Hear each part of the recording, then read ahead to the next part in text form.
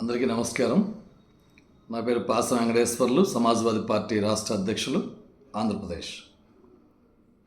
నిన్న 22వ తేదీ నాగార్జున యూనివర్సిటీ ముందు జరిగినటువంటి బీసీల సింహగర్జన జాతీయ అధ్యక్షులు బోడే రామచంద్ర యాదవ్ గారికి ముందుగా అభినందనలు తెలుపుతా ఉన్నాను.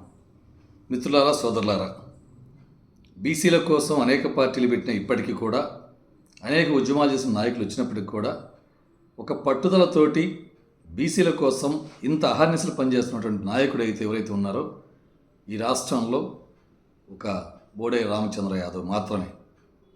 ఈరోజు మా పార్టీ నుంచి కానీ మిగతా పార్టీల నుంచి కానీ నేను ఈ మీటింగ్కి ముందు కూడా ఒక వీడియో రిలీజ్ చేశాను. ఎందుకంటే ఆయన అడిగినటువంటి ఏదైతే డిమాండ్స్ ఉన్నాయో, అమరావతిలో 1000 ఎకరాల బీసీ భవన్ కోసం ఇవ్వాలి, బీసీలకు రక్షణ చట్టం కల్పించాలి, ఏదైతే ఫెడరేషన్ ఉన్నాయో వాటికి నిధులు ఇవ్వాలి, సంక్షేమ హాస్టళ్లలో వసతులు కల్పించాలి, మెను మార్చాలి, సంక్షేమ హాస్టళ్లలో చాలని మరి మెను ఇస్తున్నారు అంటే వాళ్ళు పెట్టాలంటే ఖచ్చితంగా విద్యార్థికి కనీసం రోజుకి 100 రూపాయల చొప్పున నెలకు 3000 చేయాలి.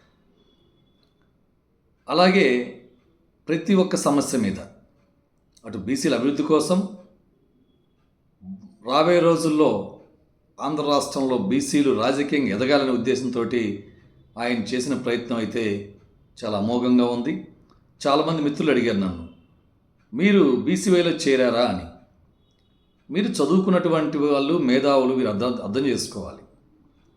ఈరోజు అనేక పార్టీలు ఈ 79 సంవత్సరాల్లో అనేక సంఘాలు, అనేక కుల సంఘాలు ఎన్నోసార్లు మనం మీటింగ్లు పెట్టుకున్నాం. మనకంటే పెద్దవాళ్ళు చాలామంది కష్టపడి పనిచేశారు.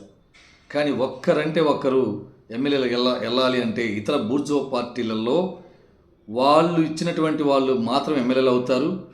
ఒక కులానికి ఒక ఎమ్మెల్యే ఉన్నంత మాత్రాన ఆ కులం మాత్రం బాగుపడదు. మనకు ఖచ్చితంగా రాజ్యాధికారం మరి బీసీలకు రావాలి అంటే మనం ఎంతో అంత వాటా ఉండాలని చెప్పేసి ఆయన పట్టుదల పెట్టినటువంటి విషయం మీకు తెలిసిందే. నిన్న మాట్లాడుతూ ఆయన ఒక మాట అన్నారు, రాజకీయంగా కాపులు కూడా వెనుకబడే ఉన్నారు, కొన్ని చిన్న పదవులు వచ్చినప్పటికీ మీరు కూడా మాతో సమానంగా ఉన్నారు కాబట్టి మీరు కూడా రండి అని చెప్పేసి వంగవీటి మోహన్ రంగా గురించి కూడా మాట్లాడుతూ చాలా గౌరవంగా మాట్లాడారు. వచ్చేటువంటి వారికి కూడా ఎటువంటి ఇబ్బంది కలగకుండా నేను ముందుకు వెళ్తాను రాజకీయంగా, నాకు తెలియకపోతే ఏదైనా తప్పులు జరిగి ఉంటే క్షమించండి, కలిసి పనిచేద్దాం అనేటువంటి పెద్ద మాట, గొప్ప మాట వాడారు ఆయన. అలాగే పూలే అంబేద్కర్ గురించి మాట్లాడుతూ ఈరోజు ఈ డిమాండ్స్కి మీరు ఒక 4 రోజులు చేయకపోతే నెక్స్ట్ పూలే జయంతి ఏప్రిల్ 11వ తేదీన అమరావతి నడిబొడి విజయవాడలో ఆమర నిరాహార దీక్ష చేస్తా అని చెప్పినారు. బీసీల కోసం ఆంధ్రప్రదేశ్లో ఏ నాయకుడు కూడా ఇప్పటికీ ఇలా మాట్లాడిన వ్యక్తి ఇంతవరకు పుట్టలేదు, పుట్టపోడు కూడా. మనం పిలుపునిచ్చినేంటి? బీసీలు చట్టసభల్లో చట్టాలు చేసేటువంటి అధికారానికి చేజిక్కించుకోవాలి, ఒకరి మీద ఆధారపడకుండా మన బిడ్డల భవిష్యత్తు, మన భవిష్యత్తు బాగుండాలి, 55% ఉన్న మనకు మినిమం లోకల్ బాడీలో 44% అన్న కనీసం ఇవ్వాలి రిజర్వేషన్స్ అని అంత నిక్కచ్చిగా చెప్తూ, ఎవరైతే ప్రభుత్వాలు గతంలో పరిపాలన చేశారో వాళ్ళతో పాటు ఇప్పుడున్న ప్రభుత్వానికి కూడా తప్పులను ఒక్కొక్కటిగా ఏలెత్తి దుయ్యబట్టినటువంటి దమ్మున్న నాయకుడు రామచంద్రయ్య గారు. నేనైతే విద్యార్థి ఉద్యమాల నుంచి వచ్చి ఉండొచ్చు, కానీ ఇలాంటి నాయకుడిని చూడటం మొట్టమొదటిసారి. మాకు ఆయన దగ్గర నుంచి రోజు రోజుకి జనాల్లో ఆకర్షణ పెరగడమే కాకుండా నమ్మకం కలిగింది. ఆయన మీద ఇలా అయితే చేస్తాడు, రామచంద్ర యాదవ్ గారే చేయగలరని చెప్పేసి సంతృప్తిగా ఉన్నాం. ఇప్పుడున్నటువంటి పార్టీలు అంటారా, సమాజ్వాదీ పార్టీ, బహుజన సమాజ్వాదీ పార్టీ, ఇంకా చాలా పార్టీలు ఉన్నాయి ఈ రాష్ట్రంలో. ఈ పార్టీలన్నీ కూడా ఎంతసేపటికి మనం మీటింగ్లు పెడుతున్నాం, ప్రెస్ మీట్లు పెడుతున్నాం, డిమాండ్ చేస్తున్నాం, నెక్స్ట్ వదిలేస్తున్నాం. కానీ ఆయన కుటుంబాన్ని కూడా పక్కన పెట్టి మరి అహర్నిశలు ఈరోజు పార్టీ పెట్టి 2.5 సంవత్సరం నుంచి అంతకంటే మించి కాలేదు. అతి తక్కువ టైంలో పార్టీని పెట్టి ముందుకు వెళ్ళటం అనేది చాలా గొప్ప విషయం.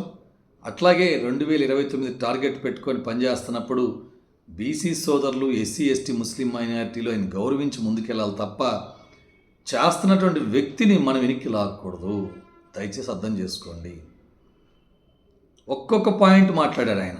ఈరోజు చంద్రబాబు నాయుడు గారి మనవణ్ణి మా సంక్షేమ హాస్టల్లో ఒక వారం ఉండి చూడమను, మేము తప్పుగా మాట్లాడట్లేదు, మీ మనవడికైతే ఇలాగే చూస్తారా అనేది తప్పు మాట అయితే కాదు. ఎవరైనా ఒకటి ధర్మం. మరి ప్రతి సమస్య మీద అవగాహన కల్పించుకొని అన్ని కులాలు ఇన్వైట్ చేస్తూ మీరు రండి, తగిన గౌరవం ఇస్తానని చెప్పేసి చెప్పడం అనేది చాలా గొప్ప విషయం. కాబట్టి ఇప్పటికైనా ఆయా పార్టీలలో వాళ్ళ కోసం ఊడిగం చేసేటువంటి వాళ్ళందరూ కూడా బయటికి రావాలి. రామచంద్రాన్ని ముందు పెట్టుకుని అందరూ నడుద్దాం. అన్ని పార్టీలు కూడా కూటమికి ఏర్పడదాం. అవసరమైతే అన్ని పార్టీలు కూడా, అన్ని సంఘాలు కూడా, ప్రజా సంఘాలు, కుల సంఘాలు అన్నీ కూడా ఏకమై ఒక తాటి మీద తీసుకొచ్చి 29 మనం ముందుకు వెళ్ళినట్టయితే ఆ సీఎం కుర్చీ పెద్ద కష్టమేం కాదు. కాబట్టి మిత్రులారా, మరొక్కసారి రామచంద్రయ్య గారికి నేను మరొకసారి చేతులెత్తి నమస్కరించి జోడించి మీకు ఎప్పుడు కూడా మేము వెనుకాడకుండా మీతో సపోర్ట్ చేయడానికి రెడీగా ఉన్నామని తెలియజేస్తూ ముగిస్తున్నాం సార్. Thank you.